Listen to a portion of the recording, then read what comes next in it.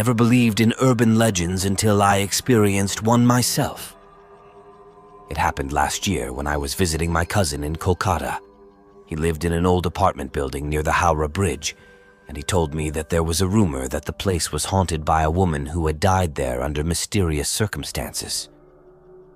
One night, we decided to explore the building and see if we could find any evidence of the ghost.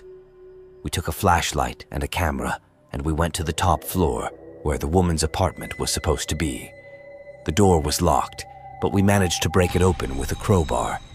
Inside, we found a dusty and dark room with furniture covered by sheets and cobwebs everywhere. It looked like no one had been there for years. We searched around, hoping to find something interesting, but we only saw old newspapers, books, and clothes. Nothing seemed out of the ordinary until we came across a closet in the corner of the room. We opened it, and we saw a large mirror hanging on the wall. It was cracked and stained, but we could still see our reflections in it. We thought it was odd that someone would keep a mirror in a closet, so we decided to take a closer look. We moved closer to the mirror, and we noticed that there was something written on it with red lipstick. It said, "Do you want to see my face?" We were puzzled by this message, and we wondered who had written it and why. We thought it might be a prank, or maybe a clue to the woman's death. We decided to take a picture of it with the camera, and then we tried to wipe off the lipstick with a cloth. That's when it happened. As soon as we touched the mirror, we heard a loud scream coming from behind it. It sounded like a woman in pain, and it was so loud that it made our ears ring. We jumped back in shock, and we saw something move in the mirror. It was a face, but not a human one. It was pale and twisted with sunken eyes, a bloody mouth, and a long scar across the forehead. It looked at us with a hateful expression, and it said in a raspy voice, "This is my face. Do you like it?" We were terrified, and we ran out of the closet as fast as we could. We slammed the door behind us, and we heard the mirror shatter into pieces. We didn't stop running until we reached the ground floor, where we met the security guard. He asked us what was wrong, and we told him what we had seen. He looked at us with a serious face, and he said, "You shouldn't have gone there. That's the apartment of the mirror lady. She was a beautiful actress who lived here many years ago, but she had a terrible accident that disfigured her face. She became obsessed with her appearance, and she spent hours in front of the mirror, trying to fix it with makeup and surgery. But nothing worked, and she became more and more depressed and angry. One day, she killed herself by smashing her head into the mirror. They say that her spirit still haunts the place, and that she shows her face to anyone who dares to look into the mirror." We were stunned by his story, and we wondered if it was true or not. We checked the camera, and we saw that the picture we had taken of the mirror was corrupted. It showed only static and noise, and we couldn't make out anything. We decided to leave the building and never come back. We still have nightmares about that night, and we still hear the woman scream in our ears. We learned our lesson: never mess with urban legends. They might be more real than you think.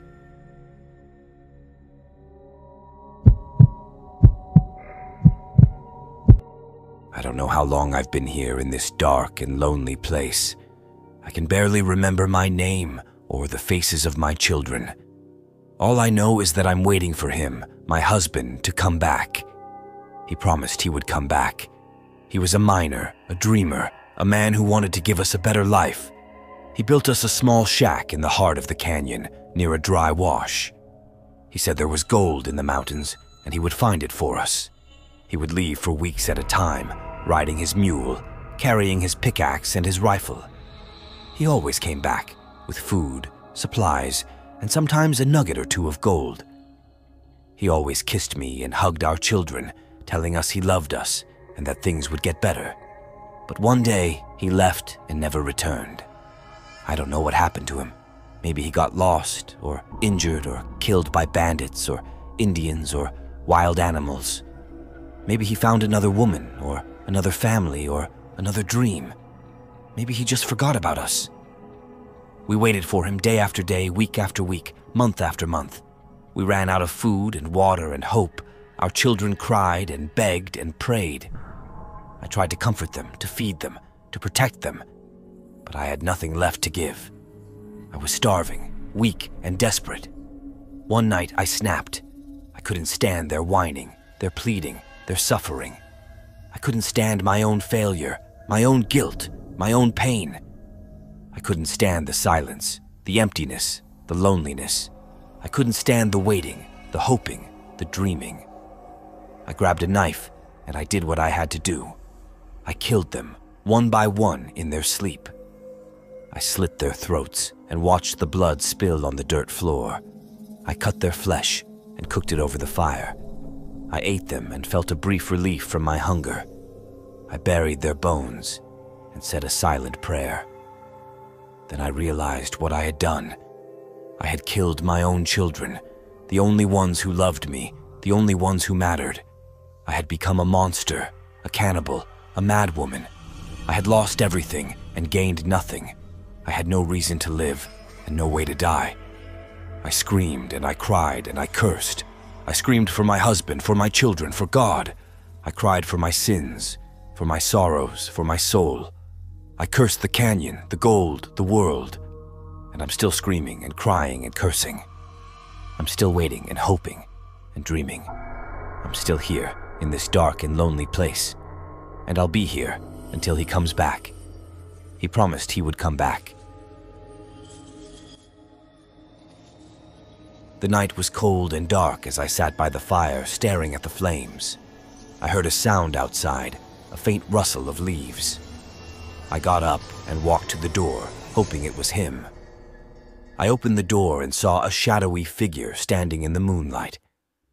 It was a man, wearing a hat and a coat, holding a rifle. He looked familiar, but I couldn't be sure. "Who are you?" I asked, trembling. He didn't answer. He just stared at me with a blank expression. "Are you him? Are you my husband?" I asked, louder. He still didn't answer. He just raised his rifle and pointed it at me. I felt a surge of fear and anger and confusion. I grabbed the knife and ran towards him, screaming, "Where have you been? Where have you been? Where have you been?" He pulled the trigger, and I felt a sharp pain in my chest. I fell to the ground, bleeding. He walked over me and looked down at me. He spoke for the first time. "I'm sorry, Luana. I'm sorry." He sounded sad and tired and old. He sounded like my husband. He dropped his rifle and knelt beside me. He took off his hat and his coat and his shirt. He showed me his chest covered with scars. He showed me his arm missing a hand. He showed me his face half burned and disfigured. He told me his story in a low voice. He told me how he was ambushed by bandits on his way back from the mountains. He told me how they robbed him and beat him and tortured him. He told me how they cut off his hand and burned his face and left him for dead. He told me how he survived by crawling to a nearby town. He told me how he spent months in a hospital recovering from his wounds. He told me how he tried to find us but couldn't. He told me how he heard rumors of a haunted canyon where a woman's screams echoed at night. He told me how he came here to see for himself. He told me how he found our shack and our graves and our bones. He told me how he realized what I had done and what he had to do. He told me he loved me and he was sorry. He kissed me and hugged me and cried. He took the knife and stabbed himself in the heart. He fell on top of me and died. We lay there together in the dark and lonely place. We stopped screaming and crying and cursing. We stopped waiting and hoping and dreaming. We were finally at peace. But our ghosts remained in the canyon forever.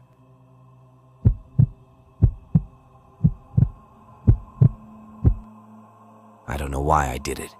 Maybe it was curiosity, boredom, or a dare from my friends. But I decided to try the elevator game one night at my apartment building. You know, the one that supposedly takes you to another dimension if you follow a certain sequence of buttons. The rules were simple. You had to enter the elevator alone and press the buttons in this order: 4, 2, 6, 2, 10, 5. If you did it correctly, the elevator would go to the 10th floor instead of the 5th, and a woman would enter. You were not supposed to look at her or talk to her. She was not human. Then you had to press the button for the 1st floor. If the elevator went up instead of down, you had reached the other dimension. To return, you had to repeat the same sequence of buttons, but with the first floor at the end. You had to press the button for your original floor before the elevator reached the 10th floor, or you would be trapped there forever. It sounded ridiculous, but I was curious. I waited until midnight when the building was quiet and got into the elevator.